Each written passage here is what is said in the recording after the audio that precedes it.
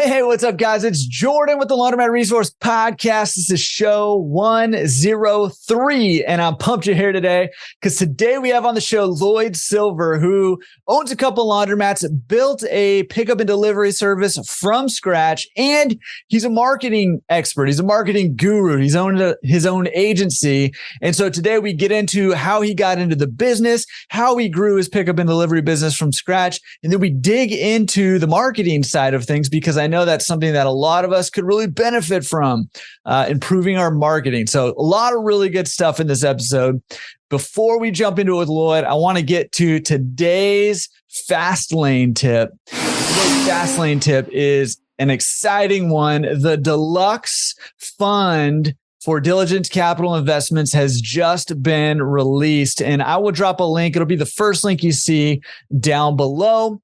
If you're interested in investing in the laundromat industry, but you don't want to be an active owner, we talk about here how it's a time independent business, but it's not a passive business by any stretch of the imagination. Just get on one of the forums or the Facebook groups and you'll see that pretty quick.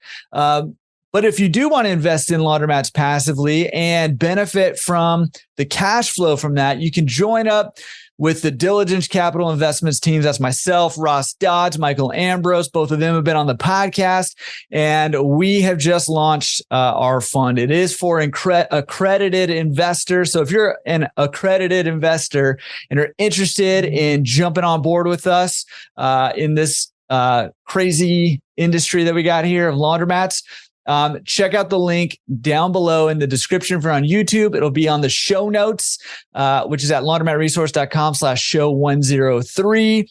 Or shoot me an email at jordan@laundromatresource.com and maybe put something about diligence in the headline there. Super excited. We're super excited to get going. We've already got a bunch of laundromats lined up in the pipeline. We're rearing to go. Hopefully some of you guys will be able to join us on that journey. Awesome. All right, let's jump into it with Lloyd Silver. Because again, this is an awesome episode. So good we did it twice, actually. You'll hear about that. All right. See you on the back end. Lloyd, how you doing? Thanks for coming on the show today. Thank you, Jordan. Appreciate it. Yeah, no, my pleasure. And little inside scoop. This is actually our second go about of doing this because of some technical difficulties on my end. My apologies, but you are a rock star for coming back on and you've got some great things to share. I already know that, but I'm really excited to hear what I learned about you the second time around. So absolutely. It's been a month. So, things change. Yeah. Oh man, I'm sure everything's changed in Everything the last month, changes, so. Including your background. So why don't you tell us your background? Who are you? And kind of what's your background like? And then how did you get into the laundromat business? Yeah, sure. So I really have gone through a couple of different career segments in my life. So I started out in finance. I was a chartered financial analyst. What I did in that capacity was manage investment portfolios, analyze investment opportunities, manage pension funds, all great stuff. Had a great time doing it. I hate mornings, but I'm not a morning person. And being on the West Coast, and most of that stuff is happening at 5 a.m, 6 a.m. I lasted about 10 years and got quite burned out from that. So from there, I opened up a marketing agency. And that was always really a passion of mine. I always had marketing projects on the side that I was doing, but it was time to actually go full blown as a marketing agency. We launched that specifically focused on working with local businesses, helping them get more visibility online, get more customers. And we grew. I started a second agency from that. And that was focused more on the content side of things, a little bit different type of customer. And I did that for quite a while, and I still own my agency, but it's just not my focus day in, day out these days, because for whatever reason during the pandemic, I bought a laundromat. I was looking at different opportunities. I wanted to diversify my income from a pandemic, from a recession, and really got attached to laundromats the more that I looked at. I looked at quite a few other businesses. But I settled on a laundromat, and I bought my first one February of 2021. That was the acquisition date, and we went from there. Yeah, you were right in the like at the tail end of all the thick of everything there. Oh yeah. Getting in the business. That's cool. So, I mean, I'm assuming that laundromat was already up and running when you bought it. How did it fare during the pandemic? Yeah, so actually it wasn't. It was closed. Okay. I bought a closed laundromat. It had been closed for about a year, not because of the pandemic, for personal reasons from the owner. They had some stuff going on. It was kind of an interesting thing. So first of all, I got referred to the current owner from my equipment distributor. He wasn't actually like my equipment distributor. I was talking to a couple, but one in particular, he just did a fantastic job. We had a conversation. I told him what I was looking for. I literally got a call from him the next day saying that one of his customers wanted to sell. And I was on the phone within minutes and had a purchase agreement done within about 3 days. But it had been closed. He actually acquired it from the shopping center that it's located in. It was one of those laundromats that had been closed, and the shopping center took possession of the equipment. And long story short, he wound up owning it, wanted to buy it for his parents. They said, we want to be retired. We don't want to be running a laundromat. And he never opened it. You should check with your parents before you buy him a business. So, yeah. So it was a funny story, but, he had it for several months and never had it open a single day. So by the time I got my hands on it, it had been closed a good year at that point. So we were really starting over. People knew there was a laundromat there at one point. It didn't have a really good reputation. It was definitely in that zombie mat category, a lot of older equipment, dirty, a lot of homeless issues. I think I heard from someone that one of the people that worked there was like sleeping in the back. I mean, it was just kind of a mess at that point, right? So we got it, did a full rebrand, retool, remodel. We bought it February 1 and we launched May 1st. So we took a few months to get all that done. All the new equipment. We replaced almost every single piece of equipment, did a nice remodel, not super expensive, but it's amazing what some paint and some updated flooring and things like that can do. And we opened and just got like amazing feedback like right away. So it was a fun experience. That's awesome. I don't know that you can classify that laundromat as a zombie mat because it was like dead. This is like a full-on resurrection here. Yeah. Yeah, it was a zombie mat that actually legitimately died, right? Yeah. I mean, it was closed for good reasons, and then we got that thing going again. Yeah. So you don't have to give details necessarily if you don't want to, but I'm curious because I get asked this all the time, and so I thought, let's chat about it a little bit. How do you go about valuing a laundromat that has basically worthless equipment, has not been open for a year? There's no numbers or no anything. I mean, what was how did you come to figure out how to buy this thing? It was actually pretty simple. We bought a second laundromat just a couple months ago as well. And it had been open, but not producing a ton of income. So I looked at both of these the same way. It was truly an asset acquisition, right? If you can't value it based upon income, neither was generating any income.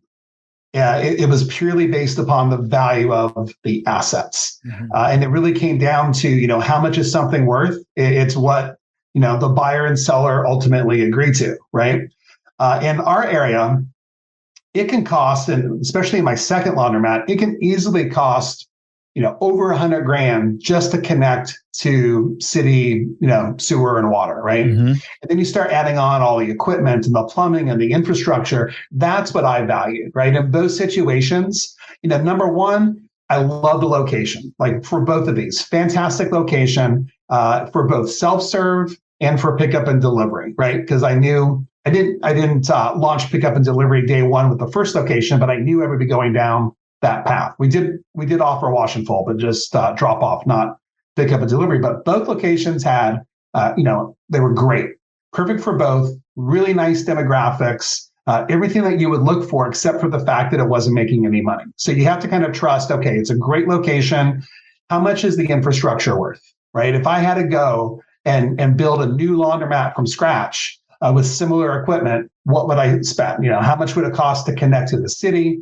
How much would it cost to do the initial build out, to add the electricity and the plumbing and all that kind of stuff? I mean, there's value to that. So even if the laundromat is not doing a single dime, which my first one wasn't, there's still value, because for you to go into that location and add that yourself, it's going to be pretty expensive. So I did acquire it for less than it would have cost me to build from scratch. So that's how I think I got a bargain. They made some money off of it. Everybody walked away pretty happy. So yeah, awesome explanation. Because I do get asked that all the time of, what do you do with that? So awesome. Yeah. And there's value. I mean, there is clearly value. And that's now the model that I like. I would love to find a third laundromat that's struggling, that's not super profitable. This is why I got into the business, right? When I looked around, I saw that there was this opportunity. Most of the laundromats that I visited and most of the owners I talked with, they don't have a marketing background, right? That's pretty unique. They don't have a financial background like I have, right? So I tried to figure out how I can leverage both of those and that's my advantage. I'm not mechanically inclined. I don't fix machines well. I'm doing my best, but what I brought to the table was my marketing background and my financial background. So trying to take value a business that's not generating any income, and then leveraging my marketing background to grow it from zero to whatever it is today. Like that's what I was looking for. Yeah. Yeah. And there's a real estate investing sort of principle. Like, hey, if you can buy something below replacement value, like you're probably getting a pretty good deal. And I think that translates pretty well here as well. Yeah. Okay. So selfishly, for the other laundromat owners listening in on this, I want to make sure we kind of tap into your marketing genius here, but not yet. I mean, I want to hear some of your story, but I want to make sure we leave some time to talk marketing, because, that's one of the weaknesses of our industry, kind of almost across the board. And, but it's something that I think a lot of people are starting to pick up on the importance of and developing some skills. So I want to talk that, but take us back. Okay. You buy this laundromat, it's got no income. And I mean, how are you? Did you feel like this is kind of a little bit risky, or were you pretty confident, like, hey, we can come in here and create a pretty good business? I was confident. And I worked with you. Like I did. I not to plug what you do from the consulting side, but we had a great conversation. You gave me some very sage advice. I definitely remember that. Did you name your laundry after my advice? Sage advice? I did. Okay. There is reasons behind the name. So Sage Laundry is the name of the business there. So, for me, I didn't feel like it was super risky. I did the math. We had pro formas created. And one of the great bits of advice I heard from you, I mean, I was talking like, 3 turns a day, 4. Wow, what if it does 5 turns a day? You're like, hey, Lloyd, what if it does 2? Like, what if it does a turn and a half? Like, on the downside, like, let's be practical here, right? You've got a laundromat that's starting from scratch. How would you feel if it did like a turn or 2 tops a day? Would you be okay? And that was fantastic. And I looked at it and I wouldn't be thrilled. I wouldn't be super happy with that. But I'm like, okay, like, it can survive, right? It's generating some profit if it's hitting that point. So I think the financial analysis that I did, I knew I would be out of pocket. You can't avoid being out of pocket when you buy any business that's literally not producing a dime of income, right? You're going to be out of pocket. But I did some good projections. We didn't quite hit those, but we weren't too far off. But because of the financial projections that I did, I felt confident going in that I had the runway and I could get where we needed to be. And we did. So. Yeah. I mean, that's, yeah. And I like taking that approach, kind of going back to the conservative angle and just taking that approach, at least as a consideration, and saying, okay, what kind of situation are you going to be in, especially in a closed down space where there's no revenue? Sometimes, you can do everything right, bam, business is just there like day one because you've just set everything up right and all the stars aligned. And sometimes it takes some time to ramp that up a little bit. And so looking at the downside of that, can help give a little perspective on what kind of situation am I going to be in if it takes a year to get business up to what I'm hoping for it. Right. And look, I was there the day that we opened, and, we had someone drop by early in the day and go, "Wow, you guys are open." And then her jaw dropped because she looked around and saw the work that we had put into it. She came back later to do a load of wash. We had 3 customers that first day. Like, that was day 1, 3. And we were excited when that first customer came in and put quarters in that machine. I mean, that was a fantastic thing for us. But we literally were starting with nothing there. We had to build this completely from scratch. Yeah. Okay. So, I mean, when you did open, I mean, you spent a few months, like March to May, right? You've spent a few months building this thing back up and redoing it. What was the response like when you opened, like day 1, week 1? It's, we had, like I said, we had just a couple of people come in on day 1, right? So, you love to think that you can just open the door and floods of people are going to be walking through, right? And we're in a busy shopping center. The big grocery store in town is located right next door. There are other businesses that draw some good traffic in. So, ultimately, I think that word would get out, but we definitely needed to prime that pump a little and be proactive at getting the word out. The response that I was looking for and that we got, right? Because we built this intentionally to be the nicest laundromat experience in the town, right? There's certainly better laundromats in other parts of the country, but with where we were, we built it so that we were going to be the nicest. We were going to be the cost and the price leader. We were going to charge more than other folks. We were fully attended. We had a remodel and a retool. I wanted to make sure that was going to pay off. So I was looking specifically for those reactions too. I wanted to make sure when people came in that they just didn't go, "Oh, yeah, it's a laundromat." Like, I really wanted to see their reaction and appreciation for what we did for the community there. And that's what we got. So we didn't get the financial benefit day 1, didn't expect it, but I at least got validation. People started coming in. People started coming in saying, "I heard you guys are open. I heard it was really nice. I just wanted to see it for myself." They weren't quite ready to do laundry, right? May have been mid-cycle for them, but they started popping by just to look around. We literally had people just walking through the laundromat and just looking, going, wow, thanks. And that's what I was looking for. And that was the validation that what we did was the right decision. Yeah. How many of those people do you think were your competitors going, "Wow, great, thanks"? Yeah. I don't think so from the beginning. Yeah. Certainly, I walked into my competitors and looked around as well.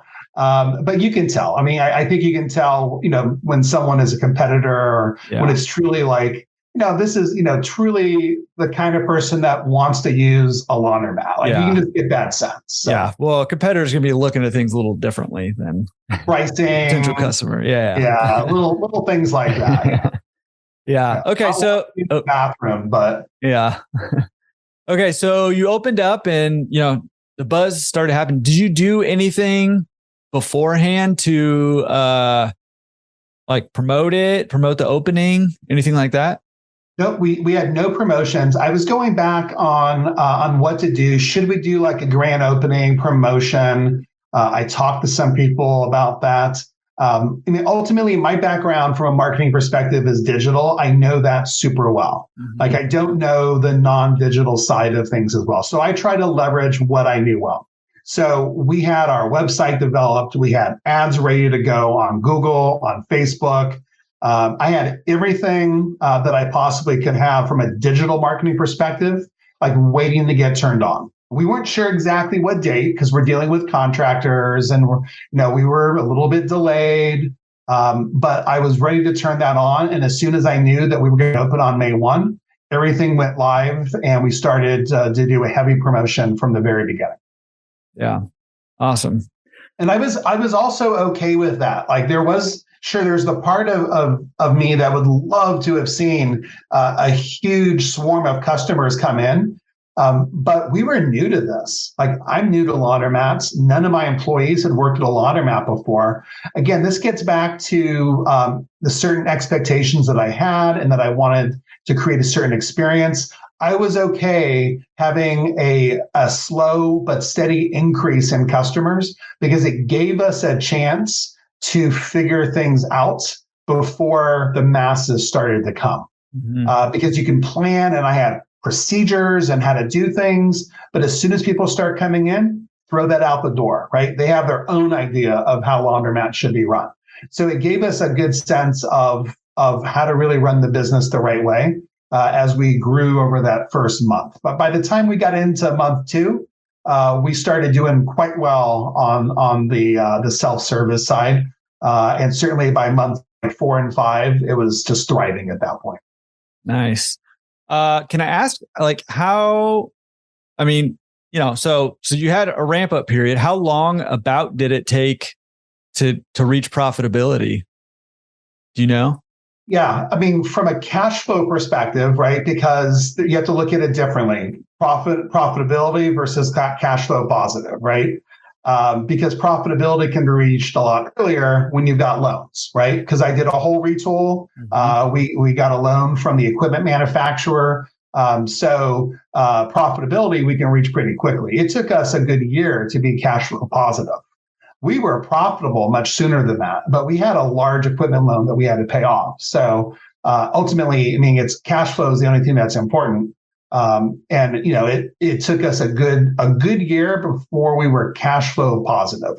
We were profitable after month 6.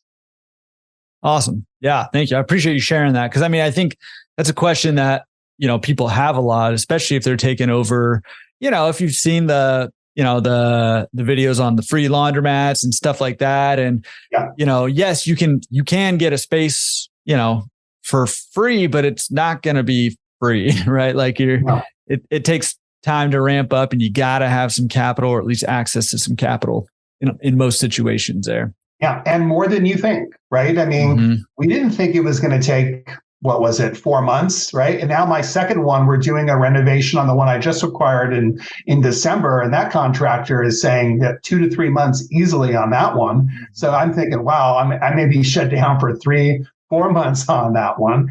You've got to have the capital to be able to get in there. The alternative is you buy a turnkey laundromat. You're going to pay a premium for it, but you're not going to have to, worry about these types of things, right? You're just going to pay more upfront. You're going to pay one way or another. You're going to pay for that nice turnkey laundromat, or you're going to buy something like I did that needed a hefty investment. And that investment is just not a one-time. It was month after month until we actually started to see, the customer growth that created sustainability. Yeah. And again, I'm going to ask the question. Feel free to, slough it off if you need to. But I mean, how did you fund this? I mean, how did you fund the acquisition of a closed down laundromat? Did you pay for that cash and then finance equipment? What did that look like? So I got a great deal. Obviously, rates have gone up. Things are more expensive today. The fact that I was an experienced business owner allowed me to get access to capital at better terms than if I were completely brand new. So even though I was brand new to the laundromat industry, I brought 20 years of business experience with me, and that helped me a lot. I financed as much as I could. I put down a very small down payment because I knew that my cash was going to be needed once those doors opened. I'm fully attended. I've got salaries. I've got all those types of expenses. I've got rent because we don't own, in our area. It's not easy to actually own a building in Northern California. It's usually by, venture firms and, other large institutions. So I wanted to put as little capital down as I could early on because I knew I was going to have to put up capital month after month for a period of time. So I planned from that for day one. Yeah. I am managing the second one that we just acquired. I am managing that build out a little bit differently.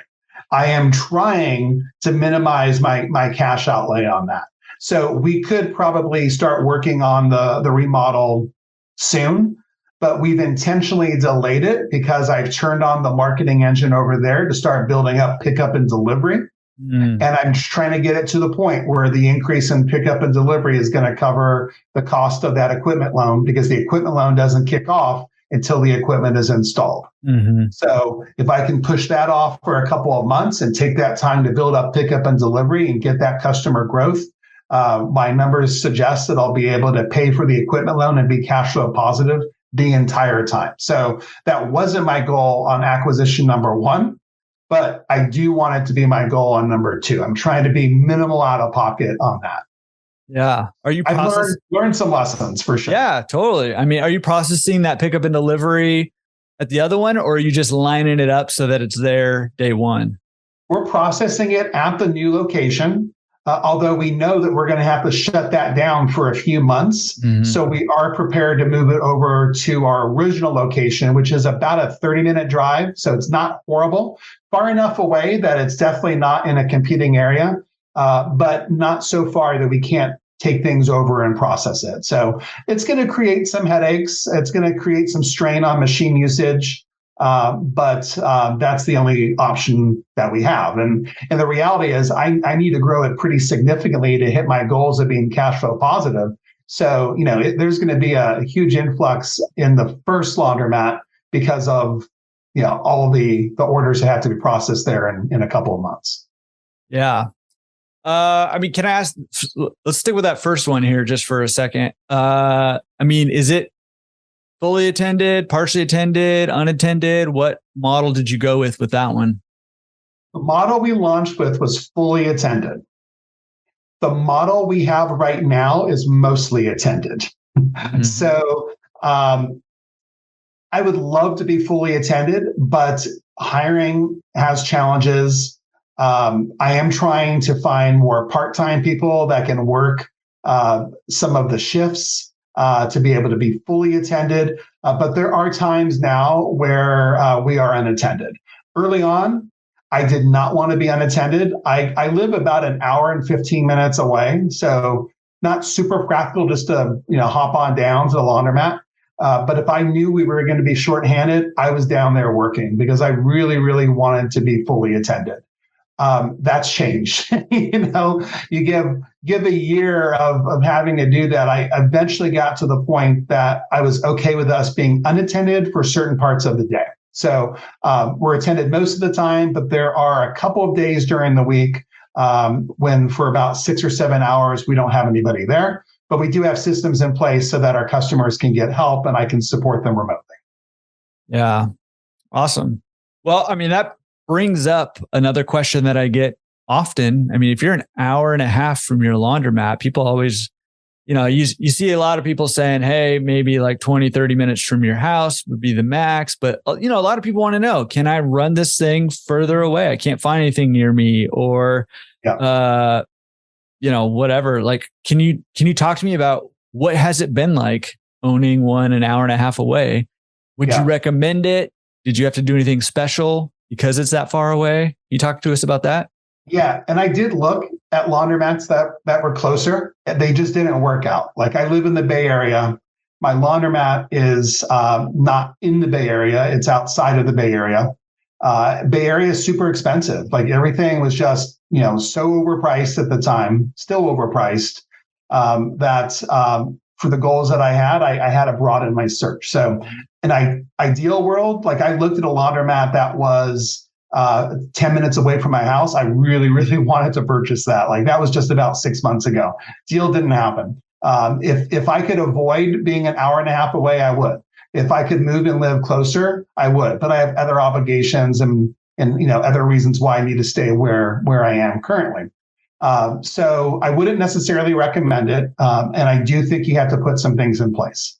It is not practical for an owner to be what I call semi-passive, right? Everybody believes, I mean, not everybody, but a lot of people believe you can get in this business and it can be a passive business. I do not believe that. Like I never believed that. Never from day one did I think this would be a fully passive business, but I thought it could be semi-passive.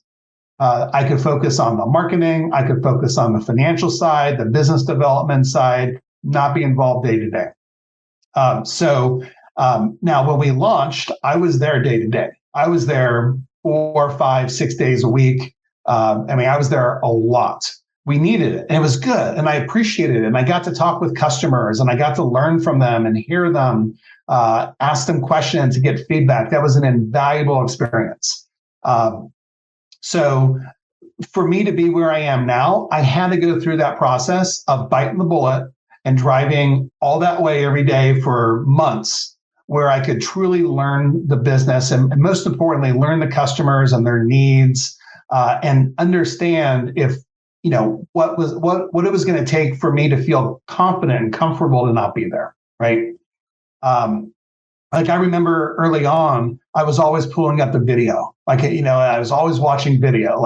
Now you got to force me to turn on the video. It's like only if there's a real issue do I look at that video, right? But I had to get comfortable there. So until you're comfortable, I think it's a real challenge living so far away.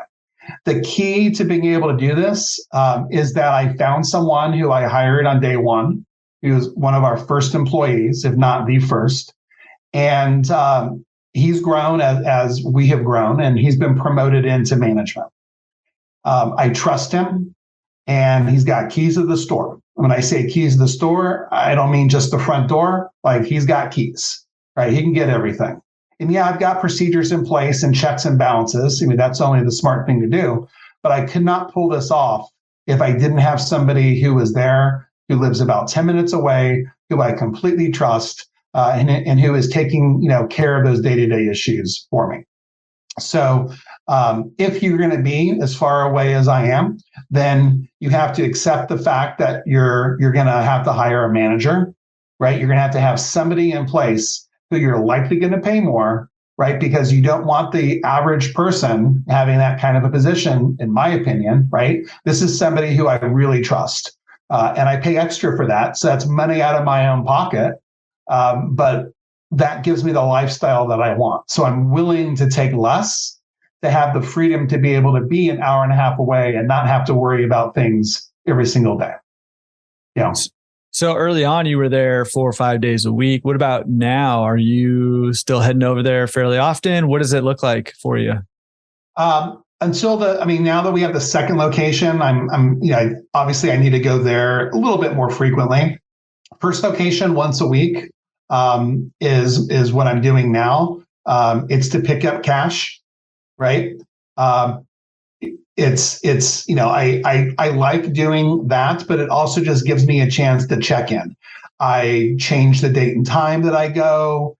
I want to check in with, try to see, who's working. Are they meeting my expectations? So I'm kind of blending the visit to go pick up cash with kind of a drop in, they know I'm coming at some point, but not exactly sure when, but just to make sure things are going the right way. And that all my expectations are being met. So when I go there, I do give feedback, and ask for things to get tweaked and, hey, let's not forget, to do this. So that it's important for me to continue to go, but once a week is all that I'm going.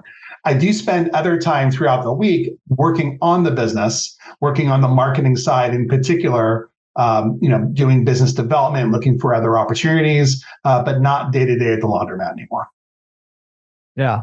Awesome. Yeah. And I think that's, a pretty typical experience. You're going to be heavy on your involvement early on, and that will taper to like once or twice a week, usually once you get things set up. And I will just throw out there too, and maybe you've seen this, maybe you haven't yet, but sometimes it does go in waves where, so for example, if your manager decided to leave or whatever, you might have to up your involvement for a little while until you can get somebody else into that place. So it does go in waves. But generally speaking, your involvement is higher up front and then it tapers down over time. I think it's pretty typical. We had a COVID outbreak. It was down to me and one other person. I was there quite frequently because I didn't want to say no to our wash and fold orders. Right. So it was rough. That was only a couple of days, but it was not a fun couple of days for either of us. Yeah. Well, you're 3 hours plus in the car. I was renting hotel rooms. Yeah. You gotta do that. So, which, financially doesn't make sense, but, at the end of the day, short term, at least. Yeah, exactly. You got to do what you got to do to be able to deliver. So, yeah. Okay. So, you busted this first one open and got it going. Took a little while to get to profitability. Took a little bit longer even to get to cash flow positive.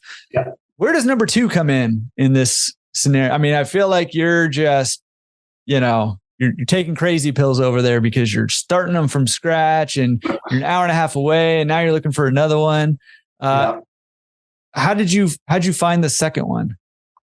Second one, I actually found listed online. So that one was online. I put in an offer that wasn't accepted. That first one fell through, and then I swept it up on the second go around. So, and I do think things are easier with the first one now. I do feel in terms of being able to be semi-passive, being able to take that step back, having 2 eventually will be easier than 1. Having 3 is going to be easier than having 2. I do think that there's some economies of scale, right? You can start, hiring at, different, levels of management as you grow. So it's kind of a pain to go through the experience, but it is part of my longer term vision of having, several different stores. And I think at that point, I'll be able to really take that step back that I'm looking for in the ways that I want to step back, right? So I really enjoy the business. I love it. I actually really love the business. But there are certainly things that I enjoy doing more than others. And I think having multiple stores will allow me to spend more time doing those things. Yeah. That's the thing. And, I mean, not that this is anything new to you, but the problems don't go away. They just change, right? At different levels, they just change. And you have different levels of management, which takes care of a lot of the sort of tedious stuff that the day-to-day kind of running of the business, but it does introduce new problems, right? And so, but it's growth opportunity. It's opportunities to grow both yourself and your employees, and your business, all of that. So, okay. How far apart are your 2 laundromats, like distance wise? Time wise, 35 minutes. Okay. Yeah. So that's probably a better way to talk about it in California. Yeah. I mean, miles, I don't know. It's probably about 20 miles, 15 to 20 miles, but it's a good 35 minutes of driving. Okay. And if there's like a string between your house and the 2 laundromats, are they in the same direction? What does that look like? Yeah, same direction. The second laundromat's a little bit further. So, and the first laundromat is in a town called Woodland. It's outside of Sacramento. Yeah. Small town, 60,000, just north of Davis. Davis is a big university town. That's one of the reasons why I liked it. Very much higher income, great for wash and fold and pick up and delivery.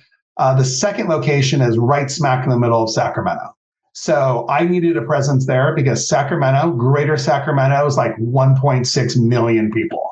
Like it is a massive population.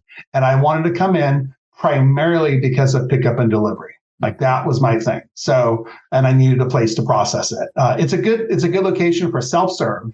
But what I'm excited about is having a 1.6 million population that I get to play around and market to and get to grow from. That's exciting. Yeah. Well, yeah. Sacramento area is massive. And it's a great market, but you are a glutton for punishment and you keep going out further. So yeah, I'm not going to go out probably further than that. And I wouldn't mind getting a location near me still. But at the very least, those 2 are close enough that the person I hired to manage the first location is going to be able to get over to the second location and take over, responsibilities there as well. Yeah. Well, right here, right now, I'm going to start a pool and I'm going to say that you are going to end up with one further out. And I'm going to put the over under at 2.25 hours away from your house. So if you take your bets, take the over 2.25 or the under 2.25, but that's my. No, it's possible, right? Because as you learn, I'm very big on process, right?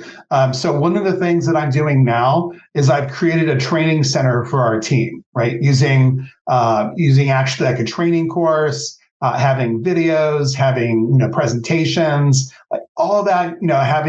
Having all of that makes onboarding somebody a lot easier. So as we learn and grow, and I'm building out these processes, adding another location is going to be a lot easier than it was before. And I think it will get to the point that I can have a location anywhere, and I'll have the processes in place to be able to pull that off. I'm not saying it's going to be easy, right? But you at least identify those things that you need to do, where the challenges are, and you're able to tackle those more proactively. Whereas the first time, I was figuring out a lot of this stuff as I went, right? I mean, I had no experience running a laundromat. Like I was learning, as I went. I talked to everybody I could. I was active in Facebook groups. There are a couple of folks out there. I mean, the industry is fantastic in that there are a lot of people willing to share. And I tapped into that knowledge as much I can to try to speed up my learning process. But, it was a process for sure. Yeah. All I heard is that you could have a laundromat anywhere once you nail all that down. So I'm upping the over under to 6 hours, which basically puts you down to LA and maybe like out to Reno out there and beyond. So Reno would be interesting. That kind of in the same direction, right? From where I live, Woodland, Sacramento, Reno. There's a stop in between though, so we might have to get somewhere in between there. Yeah. Awesome. Okay. I mean, you've mentioned your excitement about pickup and delivery. We've kind of talked around it a little bit. I mean, are you fairly early in? Are you doing pickup and delivery at your first location? Oh yeah, we've been doing pickup and delivery there for 7 months now. Okay, yeah. So wash and fold starting day one. Right. That was upon launch. We did wash and fold, but it took us a few months before I launched pickup and delivery. Okay. I mean, do you mind telling us, like, how did you get started with pickup and delivery? Yeah. First of all, I did buy a vehicle. I bought a Honda Element. If you know those little boxy Honda Elements, you take the seats out, they hold like 600 pounds of laundry. Fantastic for an operation getting started, not super expensive. I threw up some logos that made it look nice. It was clean, like wasn't the fanciest thing in the world, but I didn't want to go out and spend $30,000 on a van. Like that wasn't prudent to do. So this was prudent. I didn't want to go hire a driver on day one because like that was just more expense that I'd have to eat. So I did carve out time for my attendants to play the role of pickup and delivery driver. That actually was the case until about 2 months ago. So my attendants did pick up and delivery for like 4 months. They didn't love it. There's a lot of lugging of stuff around. But that's what I needed in order to get that service up and running and launched, and to the point where I felt like I could then devote some specific resources like hiring a driver. But my attendants went out and did it. I tried to build my shift schedule so that we had some overlap middle of the day. And that's the time that they got in and they went out and did pickups and deliveries. But ultimately it got to the point that we just outgrew that. It was just taking too long. So I went ahead and hired a driver. And that's been going well for a couple of months now. Nice. And I mean, how long did it take pickup and delivery to start ramping up? What was that?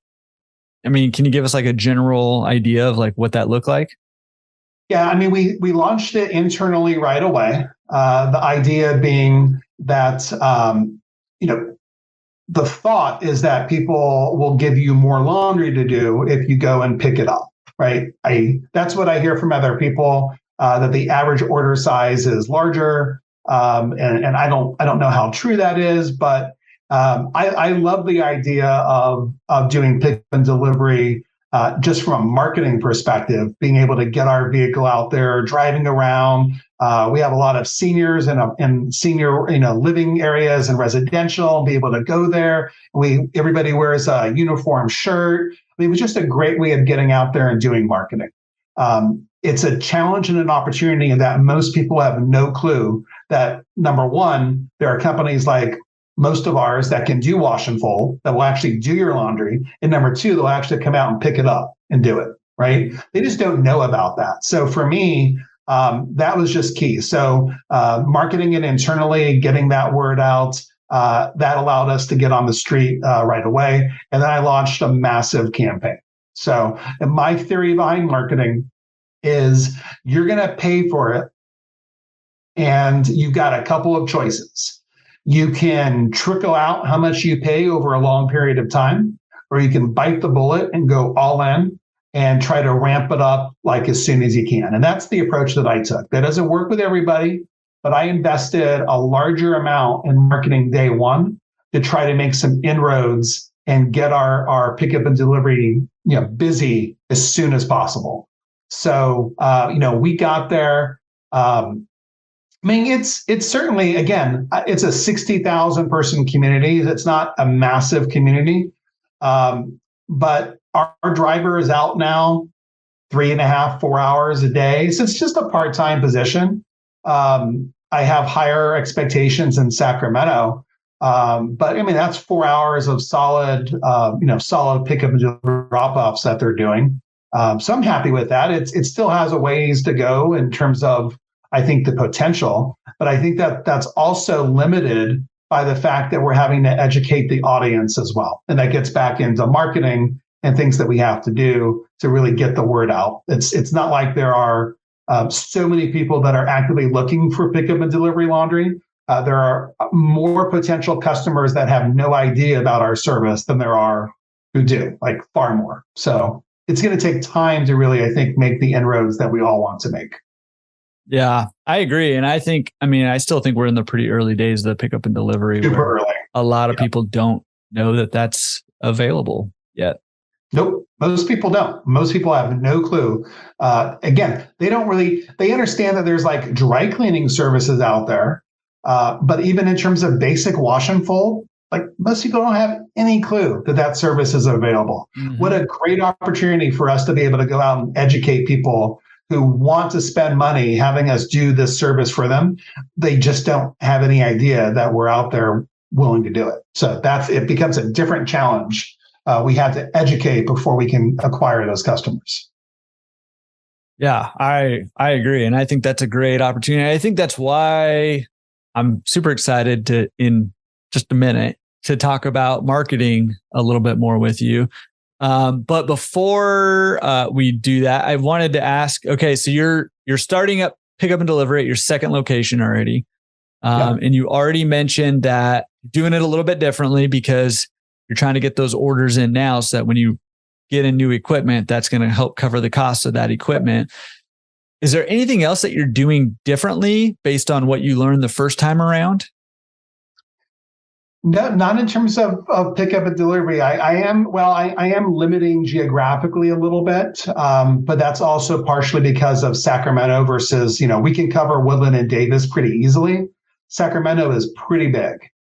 So we would, if we open it up to the entire area, we could potentially have stops that were 20, 30 minutes apart, and that just doesn't make a whole ton of sense. So I did limit our service availability geographically, so that we really focused in kind of the core area that surrounds our laundromat.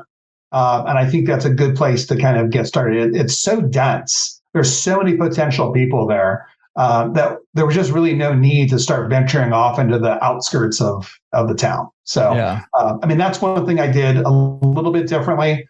But I'm actually back. We have a driver for our first location. I'm back to having an attendant doing it for the second, because it worked well. And I know that there's a crossover. At some point, it makes sense to hire a driver, right? There's a certain amount of poundage that I've been able to calculate where I know when we hit that poundage, I need to have that attendant full-time doing laundry. I can't afford to have them spending 2 or 3 hours out there doing pickup and delivery.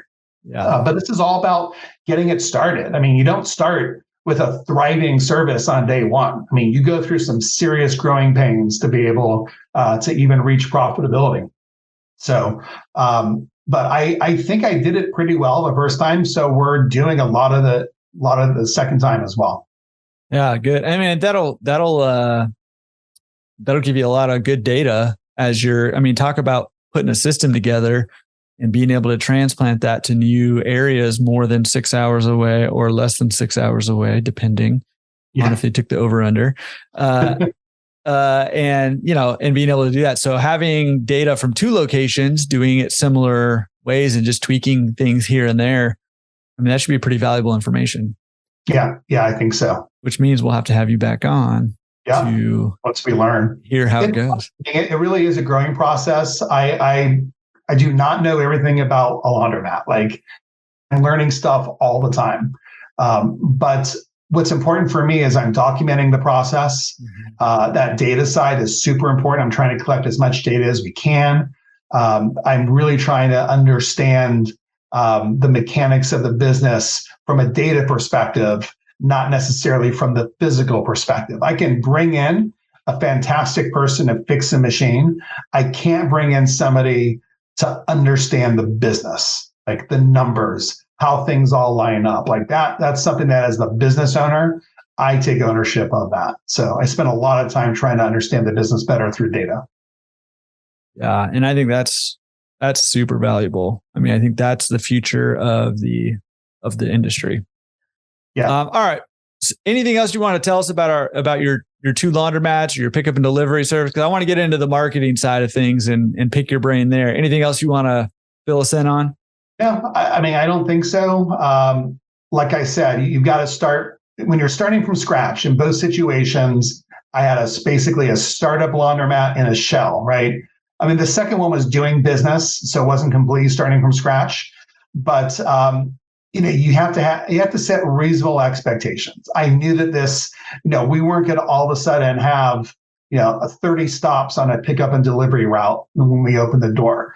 But you got to get that first one, right? So how do you get that first pickup and delivery order, and how do you satisfy that and do that profitably? How do you get the first 5 or 10 pickup orders and do that profitably? You've got to worry about that before you can worry about the bigger plans that are, potentially down the line. So I started small, like, what do I need to do just to get to this threshold? And I focused on that. And once I hit it, I had a plan in place on, how do we get to the next one?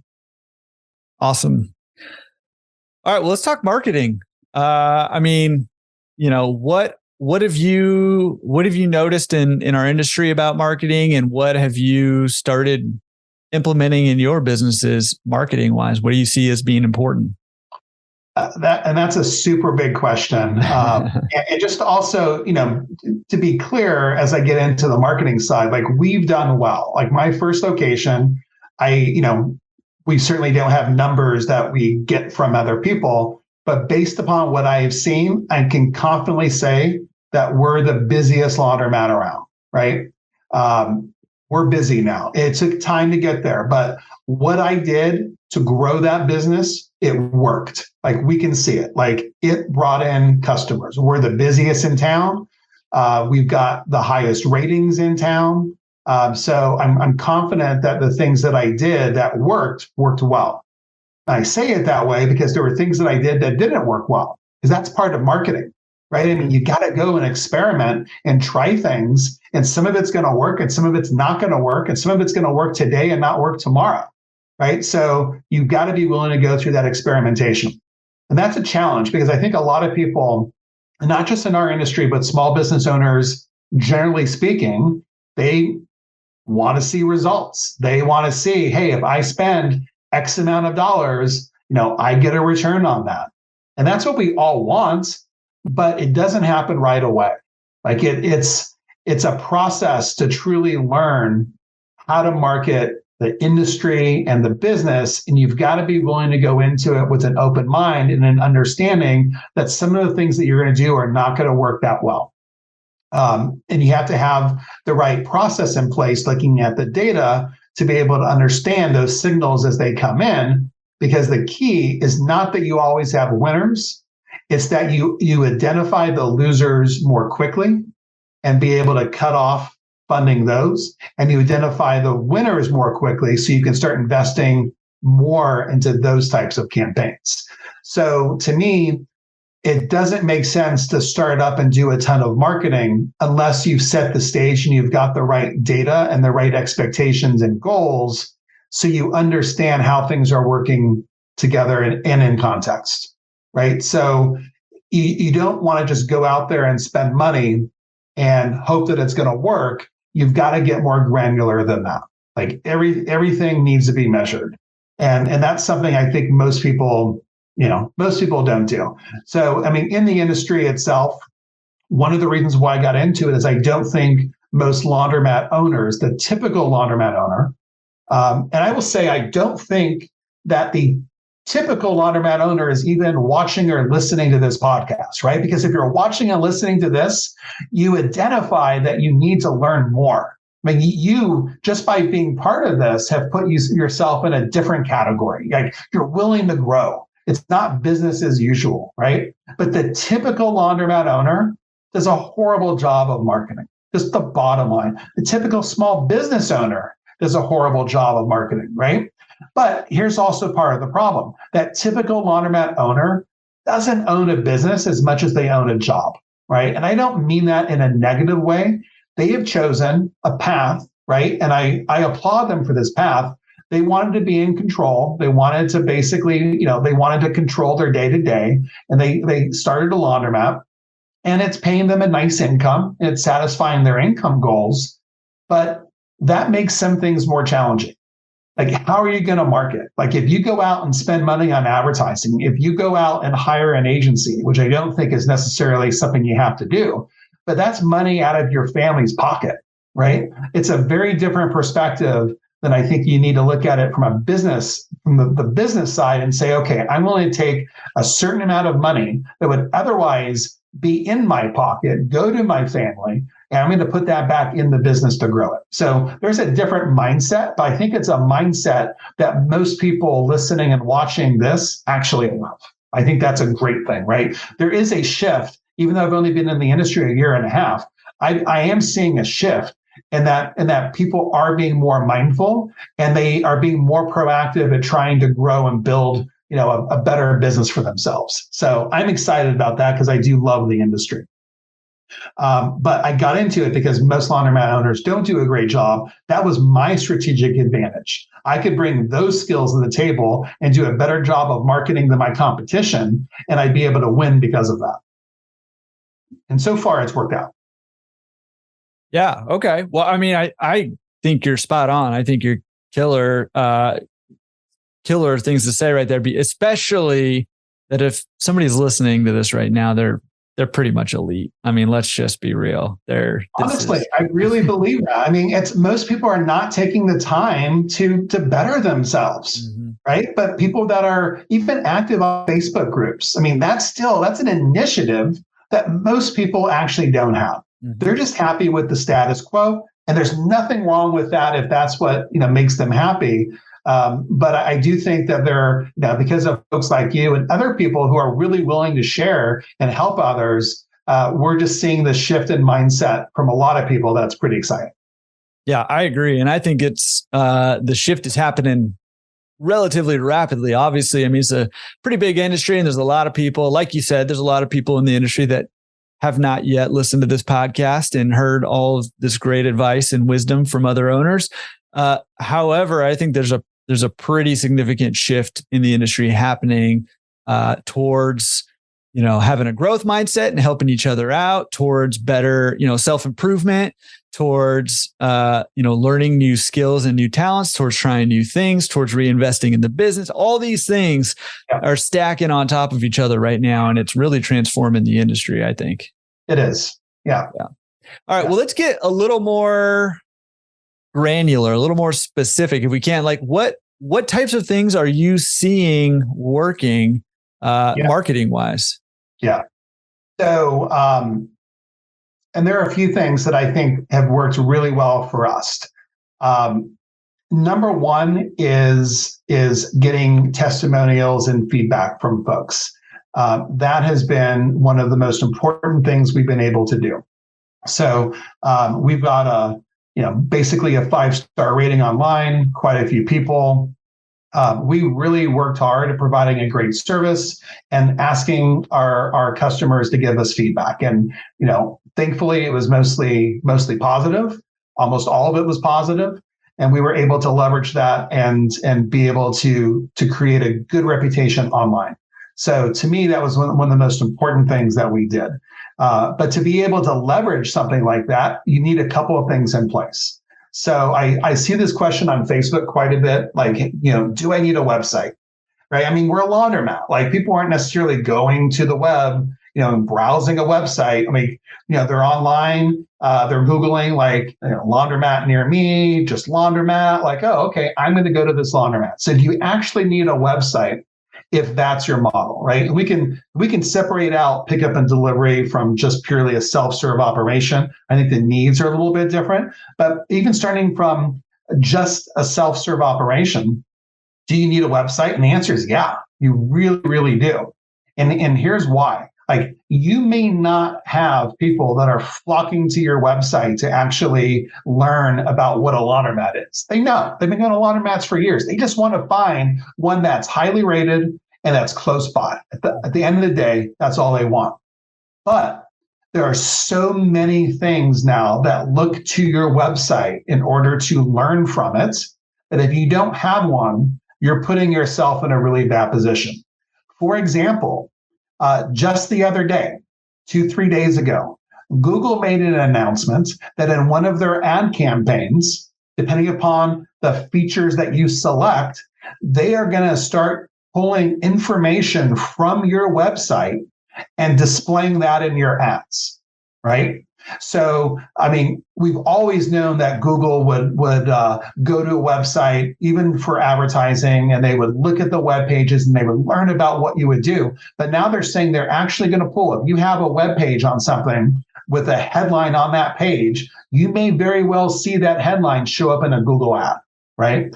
So, and you may be advertising to try to get people to go to your laundromat, right? So Google is saying, great, we're going to look at your website to have a better understanding of what you do and how you're positioning yourself. And we're going to use that information to display it in the ads that you want people to click on just to drive to your laundromat down the street. Mm-hmm. Facebook does the same thing. When you're running Facebook ads and you put the landing page in, they look at that page and they understand that page through their algorithm, right? Through their different intelligence mechanisms they have in place. And that helps determine the audience they're going to show that ad to, right? Again, you may not care that people go to your website and browse it, but places like Facebook and Google are using your website every single day to try to help their customers understand what it is that you do. So if you don't have a website, Facebook, Google, all that other type of marketing that you do, it's not going to happen, right? It's not going to happen well. They're not going to have the information that they need in order to be able to serve and deliver advertisements and other promotional activities that you may have. So having a website to me is absolutely critical. I also capture leads, even for self-service. I do get quite a few people go to our website, and we have an offer. Get half off their first wash. I get their email address, and they go into my funnel. And until I know that they're at the laundromat and they've redeemed that coupon, I'm encouraging them to come. And that's even more important when it comes to wash and fold and pickup and delivery. So if we're just relying on Google and Facebook and third parties to collect the data for customers, and we're not capturing that data ourselves, we're missing out on a huge opportunity. We've talked about data before. This is just another example. Owning data is so important. And the only way that you can own data is if you have a website where you're capturing that data yourself. The only way. You can't have it from any other company. So having a website to me is critical. The next most important thing is having a Google business profile. This used to be called Google My Business. It costs nothing to create. There are definitely some tips and tricks to go in to optimize it in the right way to have a leg up on the competition. But having a Google business profile is a critical thing for every laundromat to have.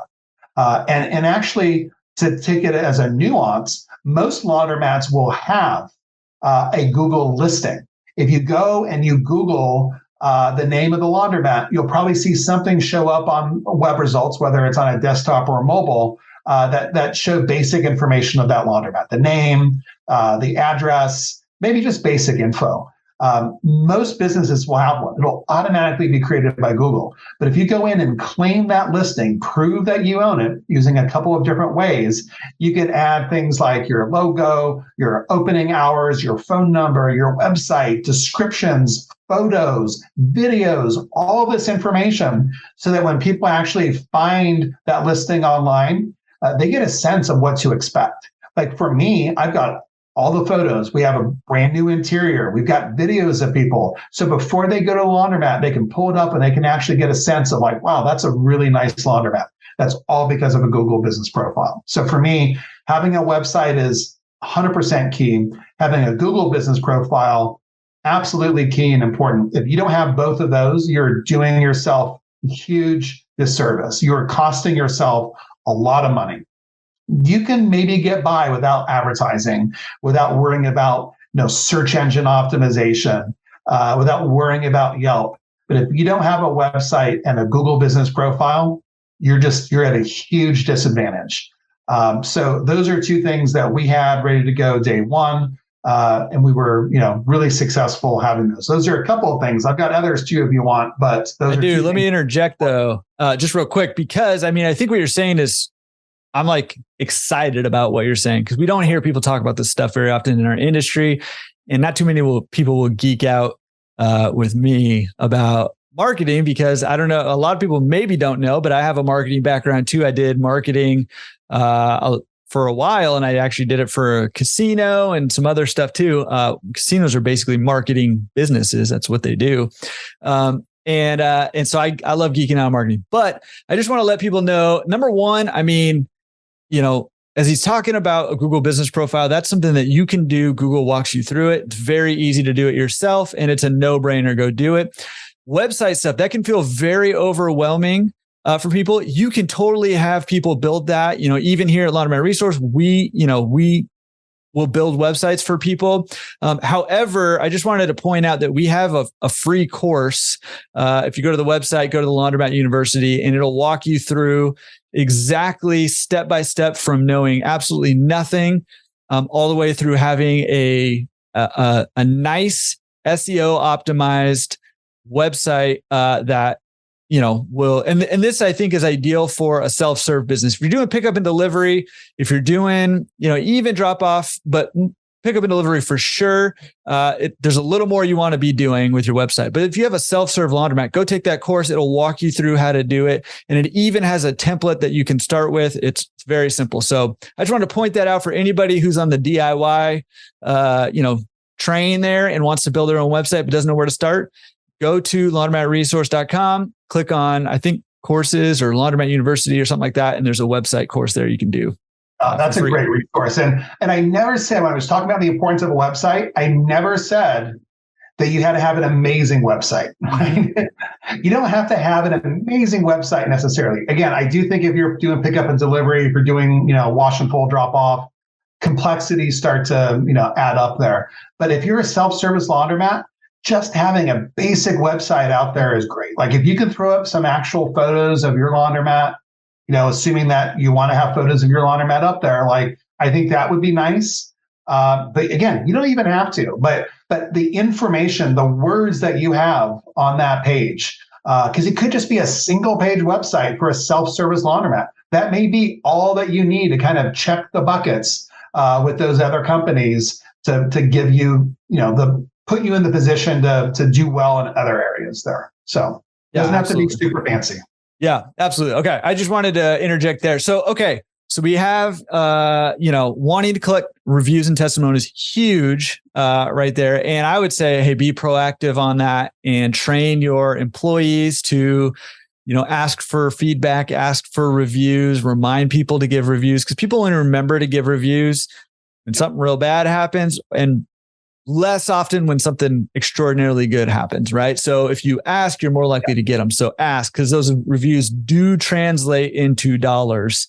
If there's a laundromat that has 3 5-star reviews and yours has 63 5-star reviews, they're probably still going to choose your laundromat over the other one that also has really good reviews, just not as many of them. Yeah. So go ask for those. All right. So we got testimonials. We've got your own website, and we've got a Google business profile. Okay. So let's talk about what else can we be doing or should we be doing? So this next point is it's not the most super exciting thing in the world, right? But I think it's the most critical part of marketing, and that's understanding your audience, understanding your customers. And the first question of that is, how many customers do you have? Because if you're if you offer pickup and delivery laundry service, you've got at least 2, if not multiple customers, right? You have maybe a self-service type of customer that could be very different than a pickup and delivery customer, right? And your drop-offs may be a little bit different. You may have commercial customers. Maybe you're doing Airbnb stuff. Like, there are different types of customers. So to me, understanding your customer is a critical part, because how can you write an effective ad, regardless of the platform? How can you write an ad that actually works if you don't understand the customer that you're specifically targeting, and you're not writing that ad with them in mind? If you're generic in your marketing, you will have poor results.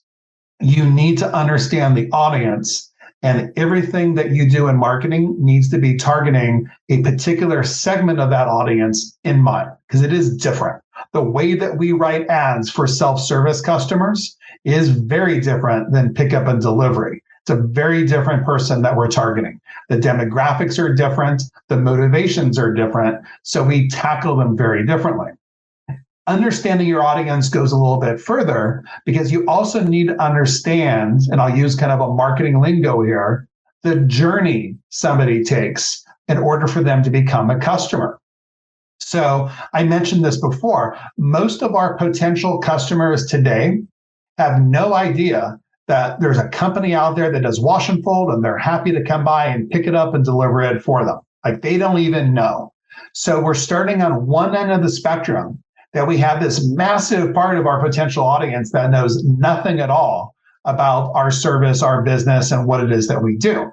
And as we start moving down that path to them becoming more understanding, they're becoming more aware of the types of service that we offer, the way that we approach those people has to be different as well. So Google is an ideal platform for reaching people, like basic Google ads, because there are a lot of Google ads, but the basic Google ad, Google search ads, people go in, they type something in search, and they get some kind of results, right? Some of those are called organic listings. That's with search and websites. Some of it are paid listings, right? That is the ideal place to reach an audience that's out there specifically looking for what it is that you're selling. Right? So if we can do an advertising campaign on Google and target people searching for pickup and delivery laundry or laundry service, right? That is such a small percentage of our total potential customers. It only represents the people that are actively looking for a service at that time. And Google is a great spot to do that. As we start moving down that line, and let's say that we want to invest in trying to educate people that would be a perfect customer for us, but they have no idea that we even exist, or that the industry exists, or that the service exists. How do you reach them? You can't reach them on a Google ad, not a Google search ad, right? They're not searching for you, right? But Facebook can be a fantastic place to reach that audience. We can develop ads that can reach people that have no idea that our service exists using Facebook. So understanding your audience will also dictate, how do you invest your money? Where do I want to target within that spectrum of people completely unaware of who we are and what we do versus people that are actively searching? If you have a limited budget, then sure, target people that are actively searching for your service. That might be the right approach. It might not, because it could be super competitive, because everybody else is out there spending money on those as well. But if your goal is to reach an audience looking for your service and you're investing on Facebook, don't be disappointed if you don't get a lot of leads. Like, it just doesn't happen that way. Facebook is reaching a different audience segment, right? So, and I'm not saying that Facebook ads are not good. Facebook ads can be a great addition to a marketing strategy, but you need to understand the audience and who you're targeting, and that's going to dictate where you want to invest your resources, because not every platform out there is appropriate for the particular audience. And even within that particular audience, it may not be appropriate depending upon where they are in their journey, right? So you've got to understand that. And I know that starts getting into I think a higher level of thinking in marketing. It's not just about, oh, let me go buy some Google ads, let me go buy some Facebook ads.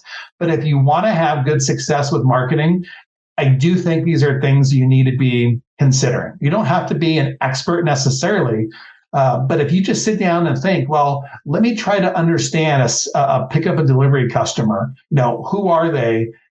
Maybe you're in a college town. And that's going to be very different than you're in the middle of a city somewhere. But understanding that customer is going to give you a huge leg up on the competitors that are just out there doing generic types of advertising. So to me, before you do anything, you need to understand your customer. Once you do that, everything else becomes a lot easier. We've had great success with Facebook advertising. We've had great success with Google advertising. We approach those things very differently. Our goals are different. Our audience is different. The ads are very, very different between the two of those. It's not the same approach. A lot of people in the industry, every day I look in Facebook, hey, what should I do to get more customers? Facebook ads. And I just want to say, no, it's not going to work that easily. If you think you can go out there and spend money and get customers from Facebook ads, it's not going to work that well for you. There are reasons to use Facebook. But if your expectation is you throw up an ad and you get a customer the next day, you're going to be disappointed. That's not, in my opinion, the best use of a Facebook ad. There's a lot to digest, but no. I think that's great information. So I'm trying to put myself in the shoes of a typical laundromat owner, right? You start talking about Google ads, you start talking about Facebook ads, you start talking about the nuances between the two of them. I'm hearing you say Facebook ads does not equal new customers right off the bat. Starts to feel very overwhelming. Is this something a typical laundromat owner can do, or do they need to hire somebody to do it? What do you think? I think there's a lot that you can do on your own. I definitely feel like, we've talked about a couple of things. There are resources out there like yours where you can get a website that's fully functional, that checks off all the boxes, and that represents you fairly well, right? There are resources out there. You can get your own Google business profile. Simple to do. Again, there are tips and tricks to really make those fly, but you can go out and do that. Google is trying to make it a lot easier for you to do advertising. When I talked about the fact that they're using your website now to even generate the text that's in those ads, that actually starts to alleviate some of the responsibility from you of figuring out, well, what's the best text to put in that ad in the first place? Like Google is reaching a point to say, we don't really care what you think, because we know, like, Google gets paid when people click. So I have, suspicions and reservations about Google, like most people in the marketing world. At the end of the day, they do want to generate a click. And if they don't generate a positive return for their customers as a whole, they're not going to make money.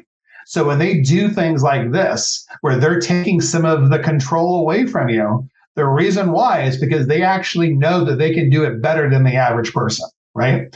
So Google is really trying to do as much as they can to make it easier for the average person, average business owner, average laundromat owner to come in and use some of their advertising. So I think that you can do it yourself, but I also feel like you've got to put some limitations and parameters, and you've got to pay attention to the data, because it's very easy to wake up one day and figure out that you just wasted a lot of money on something that didn't work. At the same time, things take time to work. So if you're utilizing a Facebook ad or a Google ad or any of those types of platforms, you are likely not going to get great results on day one. There is a learning process that all this goes through. If Google is controlling the content of your ad, it can't necessarily understand how to do that perfectly on day one. But what it does is over time, as people see the ad and they click on the ad and they go to your website and they're interacting and they're opting into the things and filling out forms as they're driving to your laundromat, which they can tell, and Google gets all that information, they start to understand what works and what doesn't work. So over time, they evolve and they start showing ads that perform better than the ads on day one. And Facebook does it the same way, very much about the audience. I see some questions about targeting an audience on Facebook. Well, you know the answer? Target a broad audience on Facebook, because Facebook figures out fairly quickly what the actual audience should be. And they start to tailor your ad only show to people that they think are likely to take the action that you're looking for. So both of these companies are taking an approach where in some ways they're taking control away from us as advertisers and marketers and business owners, but they're doing it because they think that they will do a better job of delivering the results than if they leave it in the hands of the typical person. Not necessarily the big agencies and big corporations, but they're making it easier, I think, for people like us to be able to advertise. You have to have some trust and faith in them. You have to give it time to work out and iron out those kinks. Let their machine learning actually learn something. That takes time, but you can do a lot of that yourself these days. There are situations where I think having an agency helps, and I think there are other ways that you can grow and learn things to be able to do it yourself to the next level.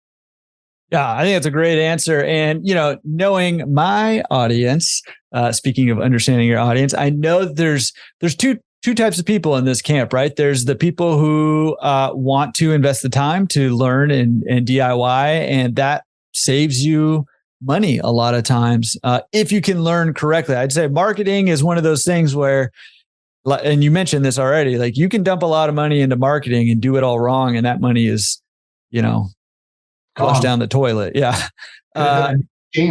Right. So there are people who are on the DIY camp and want to learn to do it themselves. And I'm going to talk about that here in a second. And then there's another camp of people who say, I want to focus on the things that I know that I'm good at, and I want somebody to run these ads for me. So I want to ask you about the DIY stuff here in a second.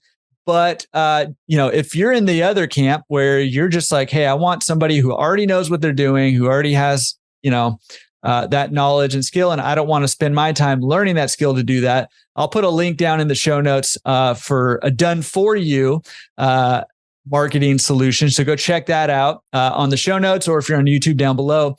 But DIY, if somebody wants to DIY, I'm kind of throwing a little softball toss up here for you, knock it out of the park here. But if somebody wants to do DIY marketing and doesn't really know where to start, how can they learn how to DIY market? Yeah. So coincidentally, I now have a course that is people. Yeah. What? Do marketing on their own, because I do recognize, like, I've had an agency for years, and I love businesses that are willing to invest and hire an agency and spend money at an agency. That's a fantastic approach. But I also recognize there are a ton of people that are just not going to do that. And I think that that's okay. In fact, I think that there's a lot that you can do on your own and get really, really good results. Like Jordan said, if you know what to do. So I created a course. It's at growyourmat.com. And the first course that we've created is called the Laundromat Marketing Bootcamp. And it's specifically for the do-it-yourselfers out there. And I think there are quite a few of them, to walk you through step by step how to build and implement a marketing plan. So it's a course, but it's being structured as a boot camp. And what's the difference? I'm not looking for people to come and just watch some videos and read some stuff and never do anything with it. So we're doing this side by side along with you. Difference with an agency does it for you. I'm doing it with you, right? I want to make sure by the time that you get through at the boot camp that you've got a website. And we may leverage, what Jordan is offering there, because that could be a great addition. That you've got a Google business profile, that if you want to advertise, that you're using Facebook correctly and Google correctly, that you've got the data coming in, all of those things, how to get testimonials, how to write good copy for that website, talk about organic search This is showing up in search results for free. And I'm of the strong opinion, our industry is not overly complex and it doesn't change too often, right? Massive change with pickup and delivery. I don't think that there's going to be a massive change, at least in the next year or two in our industry. So I feel like there are a lot of things that you can do to get in place now, and you don't necessarily have to spend a lot of time tweaking it over the next, every single week, every single month. I think there's a lot we can do that is more or less set and forget. It's not going to work indefinitely, right? But it's going to work now, and it's going to work for the next 6 months, year, couple of years. So you're spending a little bit of time to get that stuff up and running. And I think that that's probably going to be sufficient and give you the right platform so you can get back to focusing on the other areas of your business that you want to, knowing that you have a marketing engine in place that's going to work. So it's growyourmat.com. And I'm really excited about doing this. I'm taking everything that I've learned from an agency for 15 years. And what I've learned specifically doing marketing for my own laundromats now for the last year and a half. And I'm trying to help others do the same thing. So I'm excited. I think we're going to get some really good results from that. Awesome. So yeah, check it out in the show notes or down below YouTube. And I'll have links to the done for you solution and the done with you solution, which I really love that too. So super excited about that, especially because I think there's so much big opportunity on the marketing side of things in our industry. And, we kind of talked about pickup and delivery sort of being on kind of scratching the surface of what it can be and probably will be down the line. I think marketing in our industry also, we're just barely into it. There's still not very many laundromats, relatively speaking, doing it. If you had to guess, let me ask you a question. If you had to guess, out of all the people that have the right demographics to use pickup and delivery, what percentage of people do you think even are aware of that service existing? Like customer wise? Yeah, customer wise. Small. I mean, I feel like I'd be very generous saying 20%. I mean, I think it's probably sub 10% of people even know about it. And I've shared this before, but like my tax guy didn't know about it. He's been doing my taxes forever. My neighbor, who's got 11 kids and hires somebody to come to her house to do laundry, didn't even know it was a possibility that somebody could come pick up their laundry and do it and bring it back folded. And these are my people, right? Like if anybody should know about it, it's like the people that I'm interacting with all the time. But, and I think that's true across the country. I mean, we have such a small percentage of people who are actually using our services, and what a fantastic place to be in, and what a great position to be in to grow going forward. Like, I think we're going to see, a 10x growth in our industry over the next 10 years. And it's ripe for the taking. I mean, there are people trying to come in and be a dominant player, but so far it's a fragmented industry. And I do think it's structured such that, you can't mail the stuff in. It's got to be produced locally, right? So I think we've got some protection in mind, and I think there's just such a great opportunity for local business owners in this area. Yeah, I could not agree more with you. Yeah. Very exciting. Lloyd, this has been awesome hearing about your journey into this business and how now you're trying to help, keep this industry moving forward and keep us growing, keep us reinvesting in ourselves and in our business. And, as kind of is the buzzword around the industry lately, elevate our businesses to the next level. So, man, thank you so much for coming on. Again, all the links for everything that we've talked about, including the done for you and the done with you marketing solutions for your business. Links to all that stuff will be in the show notes and down below in the description on YouTube. Lloyd, this has been incredible. Can't wait to have you back on to benefit from the data from your 2 pickup and delivery startups. And man, thanks for joining us and sharing all the wisdom you did. Yeah, I appreciate it. Yeah, likewise. All right. Hope you enjoyed that episode with Lloyd. So much good stuff in there. We talked about a lot of things that I think will apply to a lot of us in this business. So super thankful to Lloyd for coming on the show, sharing so much. If you are interested in joining his marketing, it's like a course. It's like a done with you course. There's some links down below in the description if you're on YouTube, or if you're just listening on the podcast, check out the show notes, laundromatresource.com/show 103.